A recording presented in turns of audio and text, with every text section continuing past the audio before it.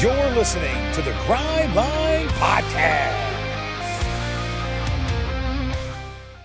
What's up and welcome to another episode of the Grind Line Podcast. You're listening to episode 318. I am your host, Greg. I'm here tonight with Ryan.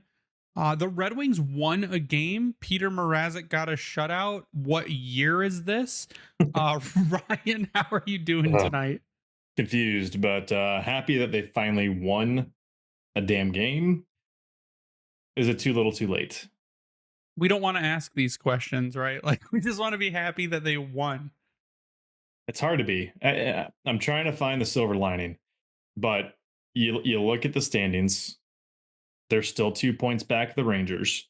Apparently, the Senators are just going to go balls to the wall and take the third spot in the Atlantic, because I think if last I saw, they were 7-0-1 in the month of March. So they're on a freaking tear, 7-2-1 over the last 10. Where you've got Detroit, last 10, 3-7 after their freaking skid. They're 2 points behind the Rangers. They're tied with Columbus. They're 1 point behind Montreal. Last I saw, let's see if it's still accurate. Sure is. The Bruins are freaking up 2-1, which a win would put them tied with Detroit, but Detroit would currently hold the tiebreaker. So yeah, a lot of things not playing out in their favor right now because of most of their own doing. Yeah, that 6-game skid certainly didn't help. But what we saw yesterday from the Red Wings was, I think, what you had kind of waited, besides the dominant game against Buffalo, the other half of the game that you've been waiting to see them that came through against the Vegas Golden Knights was you took one of the hardest playing teams, one of the higher scoring teams, one of the best teams in the West, and you shut them down. You only allowed 18 shots. Peter Mrazek, like I said, gets the shutout. And I'm going to just say these things, and people aren't going to believe me, but go on YouTube, you can watch the video, you can see the chart for yourself. Your best player in that game was Justin Holl. And that is, if Justin Holl is your best player, apparently you're just a defensive juggernaut and nothing gets by you. I mean, this wasn't to say that Vegas didn't have their chances, because they did. I mean, this is a very good hockey team. I will say they did play the night prior in Buffalo. Could argue, like most teams on a back-to-back, they started the game strong. I thought they looked pretty solid. Detroit was able to essentially skate with them, though. And I think that was important when you looked at their other games over the last 10 or so, is that a lot of it, Detroit was kind of, the inconsistency was there and it was frustrating. So them to, though, stick to their game plan. We've seen a lot of games recently where they've been solid for about the first half of the game and then shit the bed the rest of the way. This one, they stuck to it, and it seemed like they got stronger as the game went on. While you could obviously really argue that Vegas, the travel caught up to them. I think it was the last game in a 4-game road trip. But that's the way, if you're the Red Wings right now, you need to take advantage of those opportunities and go out and win those games. And they did. So props to them for that. Yeah, you're right. They had their chances. And again, and I'd said Peter Mrazek needs to make me eat my words.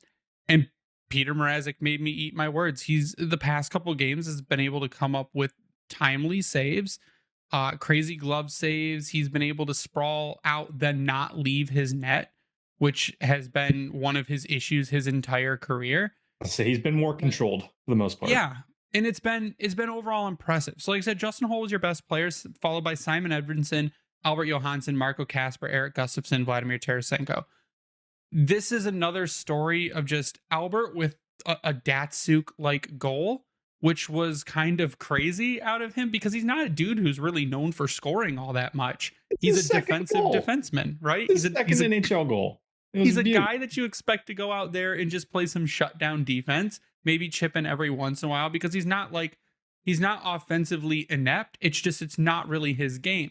So to see him take that puck, go in, do a sick toe drag, and then just put it past, pull the goalie out and put it past him, it was phenomenal to see. And that kind of sparked it. Another, again, strong game from Marco Kasper, who's been all over the place too. Well, I was going to say, even before the Johansson goal, what led up to it was a beautiful by centimeters keep in by Jonathan Berggren.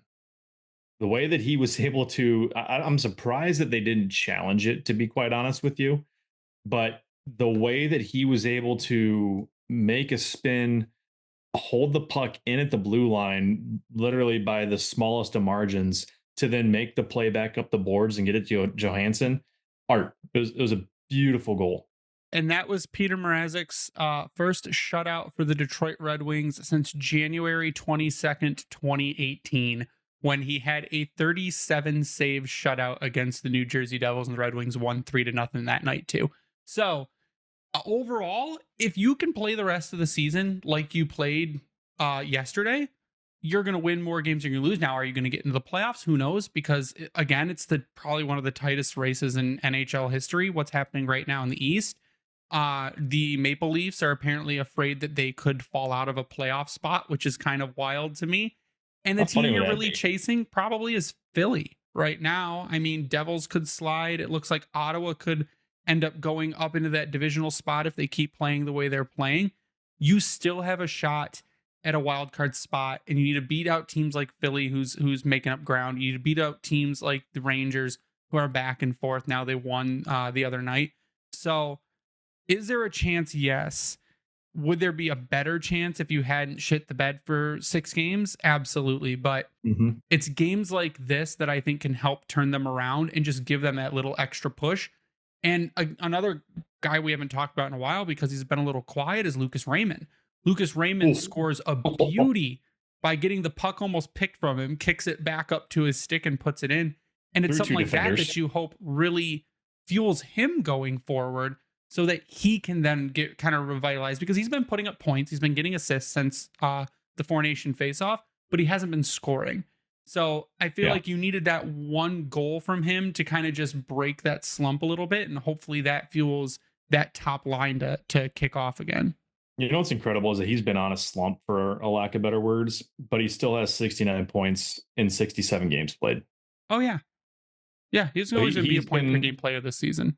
Yeah, he's been struggling in a debatable sense, but he still is going to have, barring anything crazy, a point per game average. And that's huge. And they need that.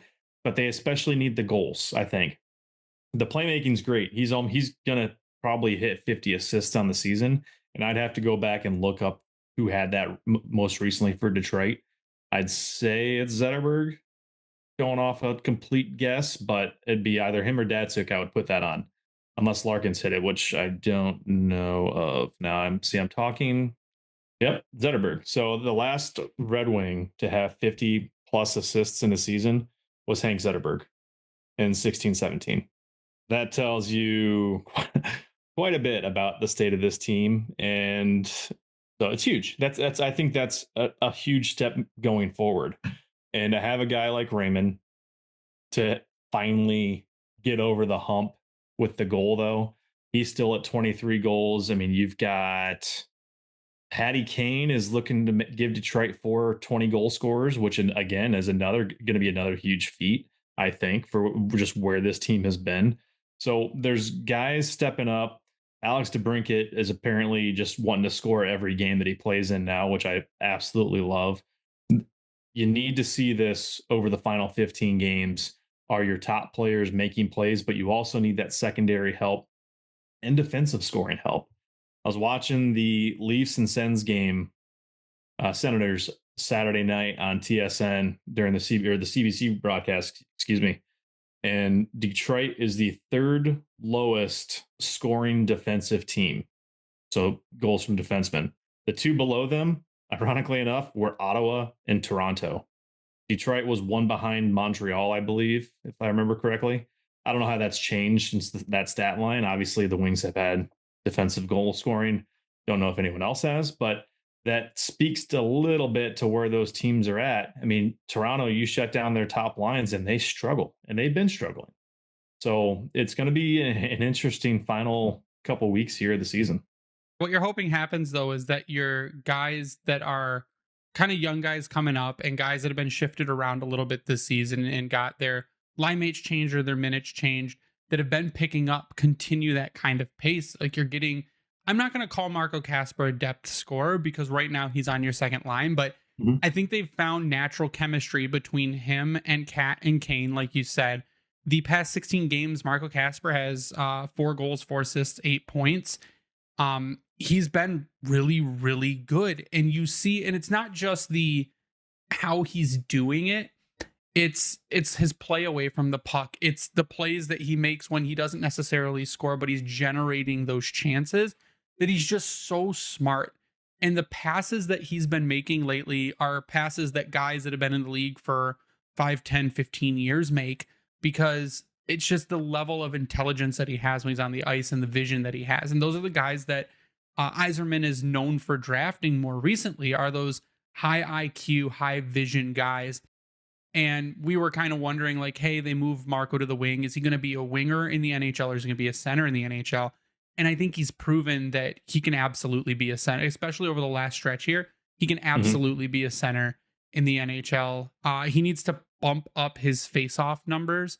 Some games are really good. Some games are really bad, as low as 20%, as high as 58.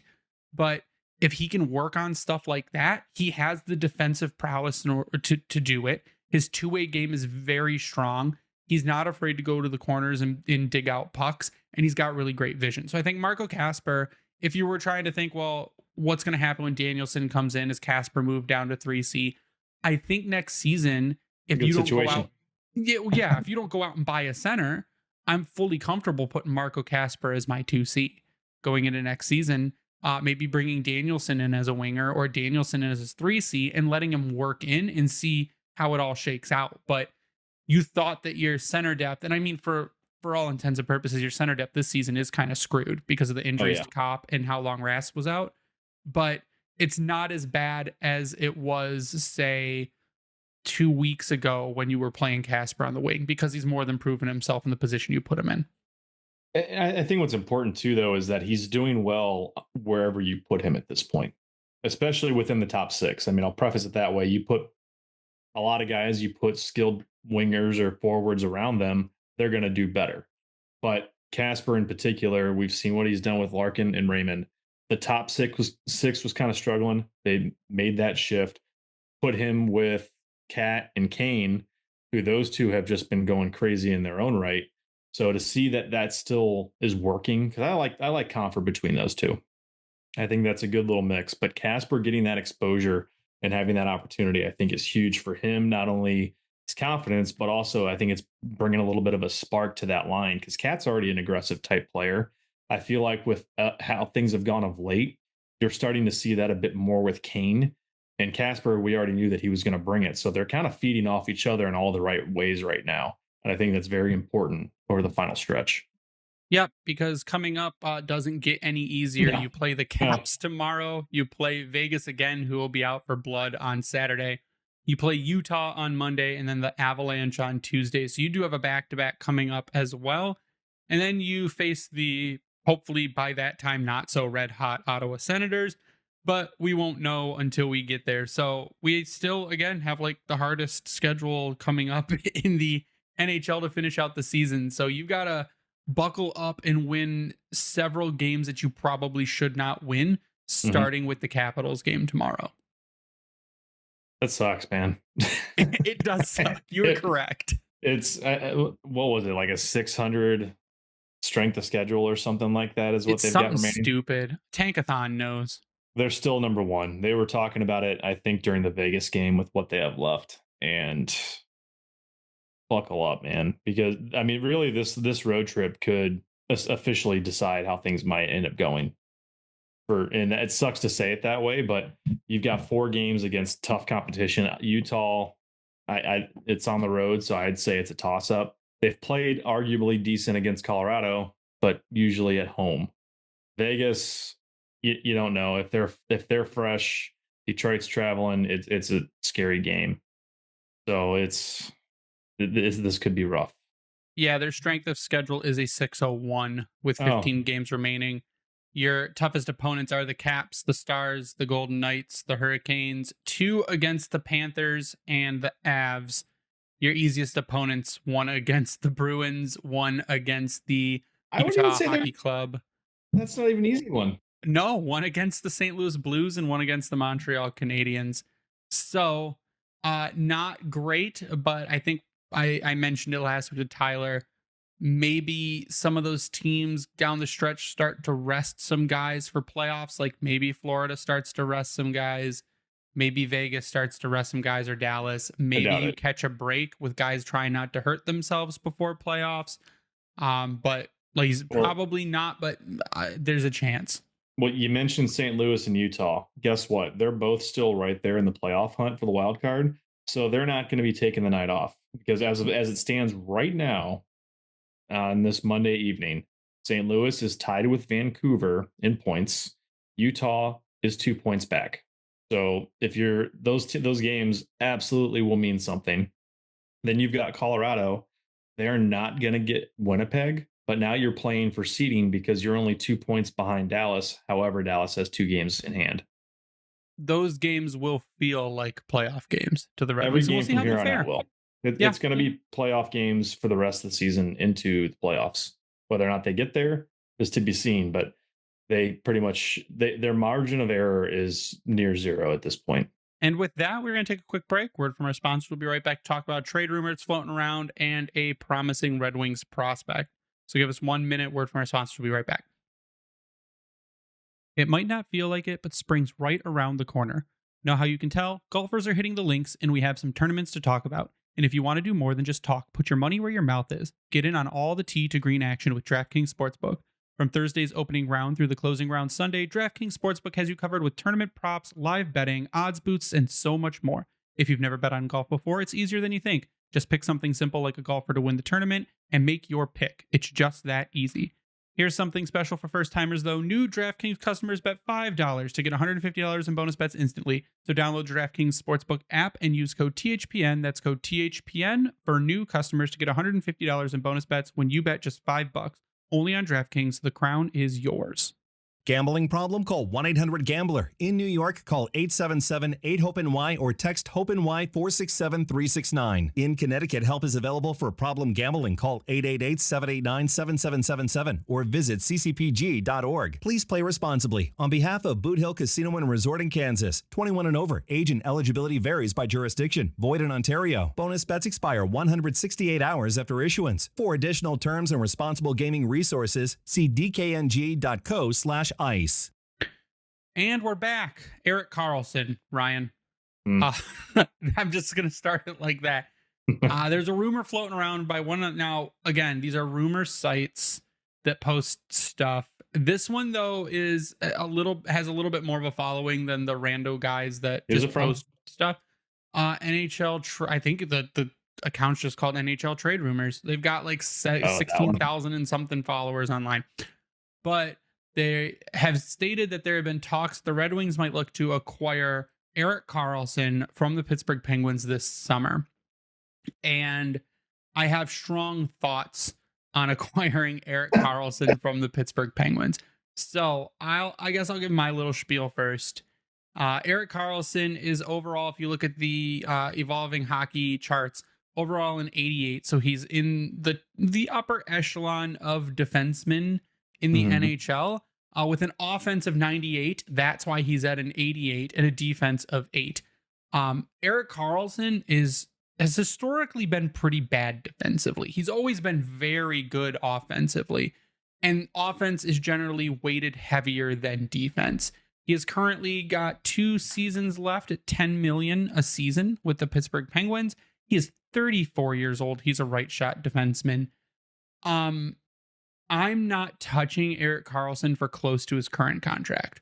No, unless there's like 2-team heavy retention. Pittsburgh's retention spots fall off at the end of this season, so they will have no retained salary on the cap this summer. But well, guess which one of those it falls off?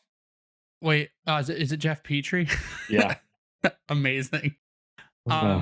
My only problem with this, and here's the question that I posed back, was when you've got a guy like Axel Sandin Pellikka who you hope is like a young Karlsson that comes into the league, and maybe it takes him a little bit to develop, but I think I would rather have a learning ASP on a rookie deal on a second pair, because I think he's absolutely suited for a second pair deployment as he stands right now in his development.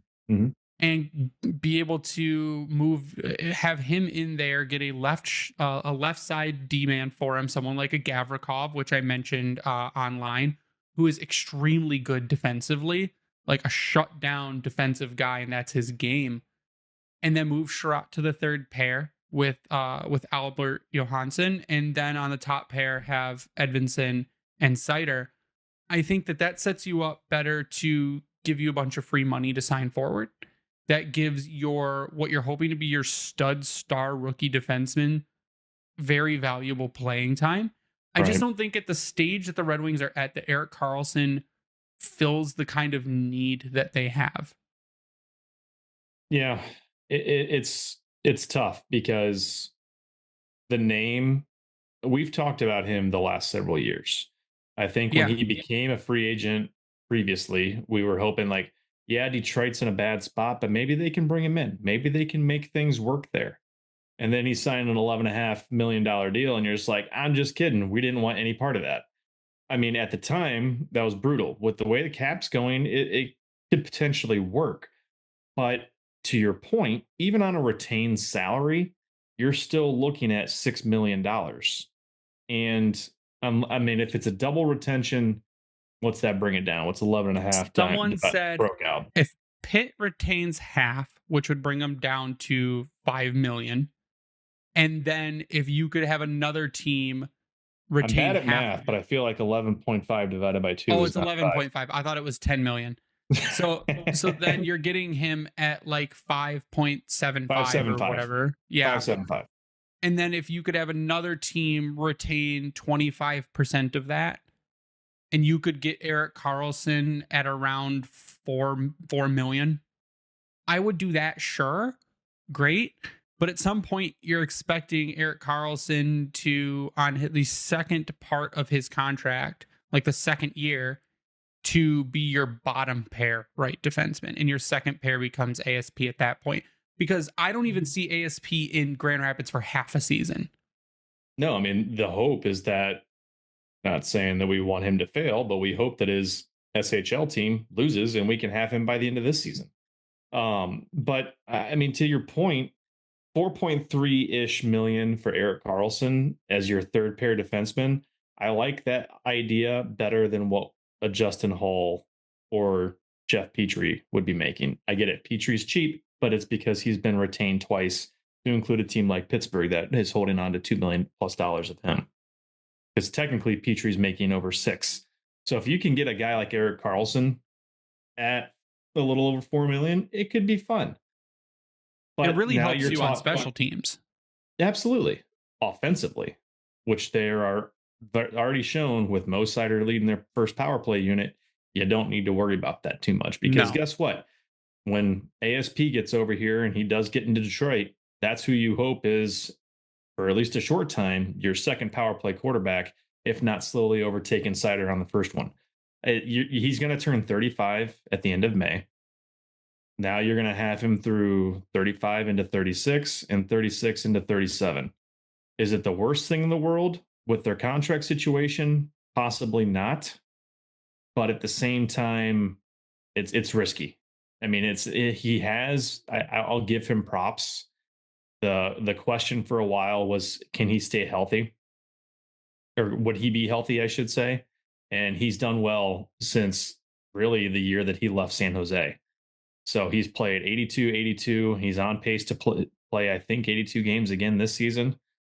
So that's, I think, plays into the risk factor if you're trying to look at it from that sense, that he's able to do things the right way while not destroying his body.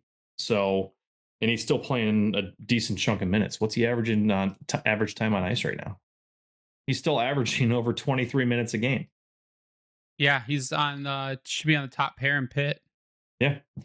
So him and Letang, even at their age, are still crushing it in terms of what they're providing for Pittsburgh. The senior pair. They really are. I hate Letang with a passion, but that dude can still make things happen.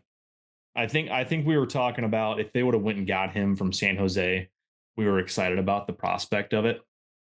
And then Pittsburgh went and did it. And you're like, oh, wow, that's kind of crazy because they took on the whole contract. If you can get it for even just half the contract, it might be bearable.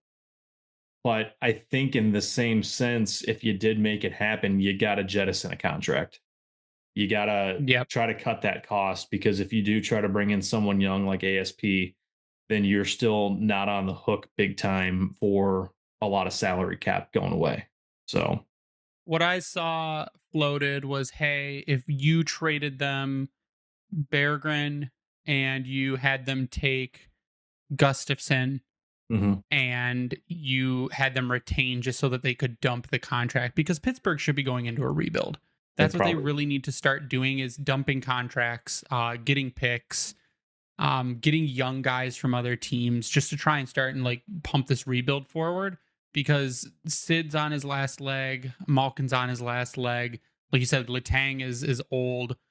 They don't have a ton of hope in net. So if you could help them by taking that off their hands, even if they retained half of it or 30% or whatever, you help them there. That's what you do, and they're able to get rid of it. This season, 69 games played, Erik Karlsson, 10 goals, 39 assists for 49 points, but a minus 20. And that's, again, goes to the whole, I know plus minus sucks as an individual stat, but when you're a defenseman and you're a minus 20, that just shows like you're an offensive specialist who's getting when you're on the ice, your team's getting scored on more often than you're scoring. I forgot about Letang's contract. So he's going to be 38 in a little over a month. Still has 3 years left on his deal at over $6 million. That's crazy. Wow. That's not great. Pittsburgh really good for him, but he's only in year 3 of that deal. No, great for him. Dude's making bank, but I mean, he's going to go right from the ice to the retirement home. Oh, wait, I take it back. So yes, you were correct. So Karlsson's contract already is retained once. So I was looking at his direct page. So we need to, so his actual cap hit. So there's a partial retention there from San Jose. So I take that back. I apologize. Oh, see, so I was right. Yeah, Pittsburgh's cap hit is 10 mil. Bitch. Yeah, well, I just ruined that whole segment. Yeah, whatever. All right. The last thing we want to end tonight on is a prospect who's just tearing it up. Dmitri Buchelnikov in the KHL. He is 21 years old. This kid, I swear to God, next season we need to get him out of his contract. Yes. Because this is the threat. If it translates directly to the NHL, the way he plays and what he's been able to do, he has 53 points in 63 games as a 21-year-old. It is 15 goals, 38 assists. And you watch the like highlight reels and the replays of this kid. Again, when you talk about vision, like how we were talking about Marco Kasper, his passing is insane. He's an insane passing. A really accurate shot, so he can score too. And he was kind of buried in the Russian minors for a little bit. Got his way. It got traded out to a team who wasn't as good. And then he starts putting up stats like this. And if you're looking at U22, the U22 scoring race right now, the top scorer is Alexander Nikishin, who is a Carolina Hurricanes prospect. In 65 games, he has 55 points. Buch has a chance to catch him. I think they have a couple games left. And if he gets 2 points, 3 points in the next couple games, he then becomes the highest scoring U22 player in the KHL. Which to me is pretty crazy. I mean, if you're looking at of all time, you look at Vladimir Tarasenko is one of the top, who had 47 points in 54 games. Ivan Demidov, who is the one that the Habs fans are drooling over, 49 points in 63 games. You look at the guy I would love Buch to compare to, which is Kirill Kaprizov, 51 points in 57 games. So the similarities, I think, are there, but what he has done is nothing short of impressive. He plays fast. I think that's what's extremely important. Like when you've got, think of Lucas Raymond absolutely on his game.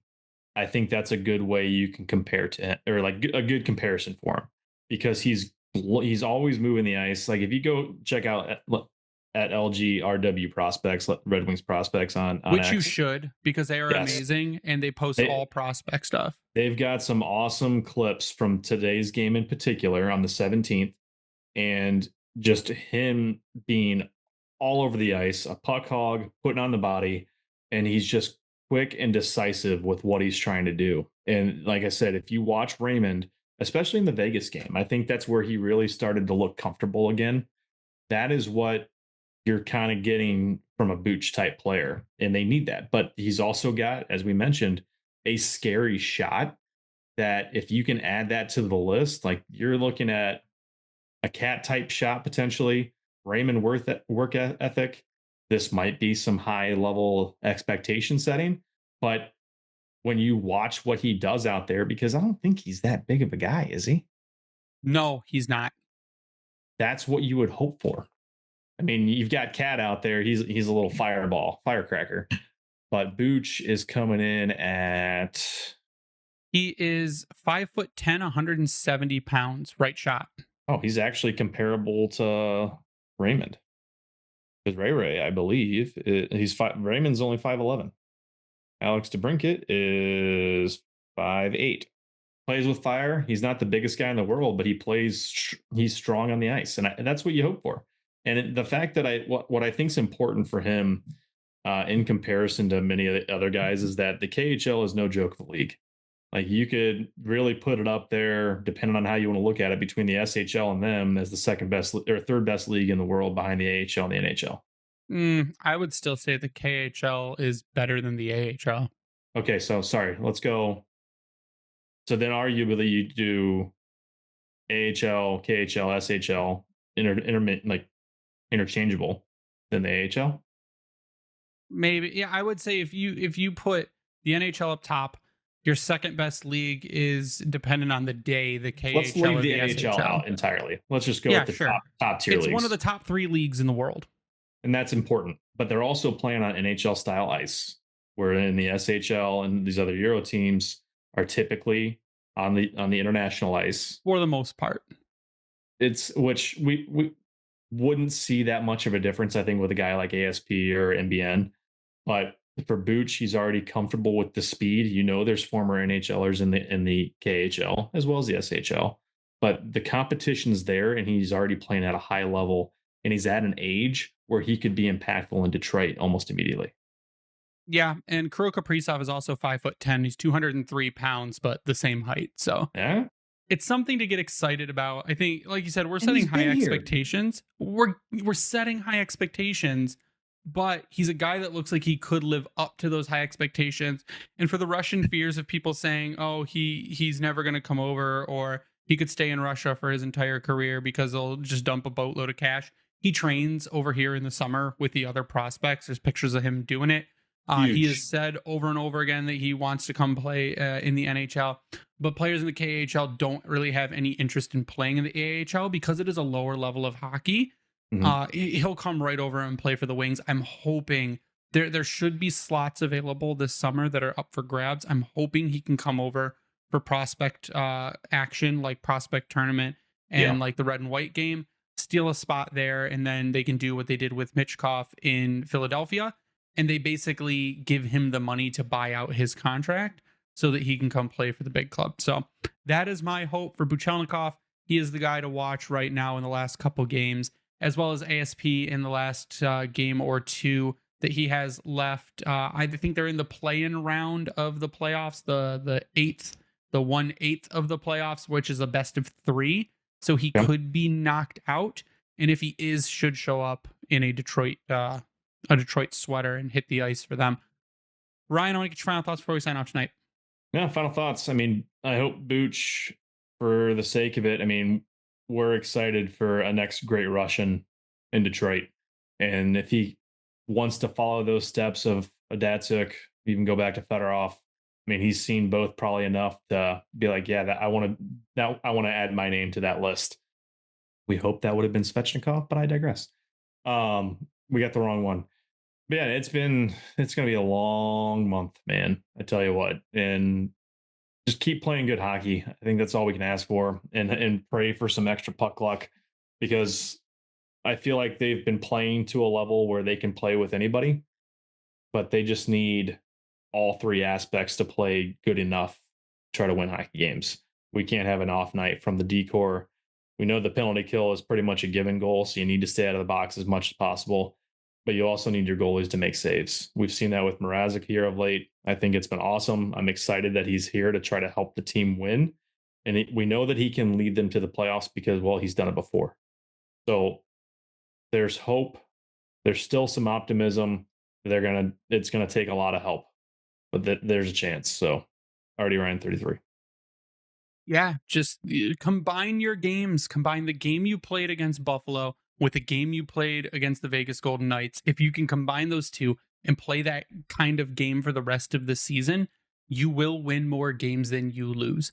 So just, again, strength of schedule's a bitch, but you got to win a lot of games and hopefully get into a playoff spot, because any little bit of playoff experience will be helpful to these guys who should absolutely be in next season and making runs for a very long time. So you can follow me online at Bringing the Wing, the Grindline Podcast online at Grindline Pod. Give it a shout out to the Hockey Podcast Network for hosting us and spreading us around Vintage Detroit, which is the only place you should get your Detroit jerseys from and worked on, and where we have an exclusive t-shirt collection. You can go to their website, click on the Keep It Local tab, click on the Grindline Podcast, and all our stuff is there up for sale through Vintage. They are extremely comfortable shirts. The fit is real good, and they last forever. I've washed one of mine like 1,000,000 times, and the graphic is still on there. Real nice from Vintage Detroit. And you can go sub to us on YouTube, turn on notifications. You'll be notified whenever an episode goes live. But that's going to do it for us tonight. So for Ryan, I am Greg. You stay classy, Hockey Town.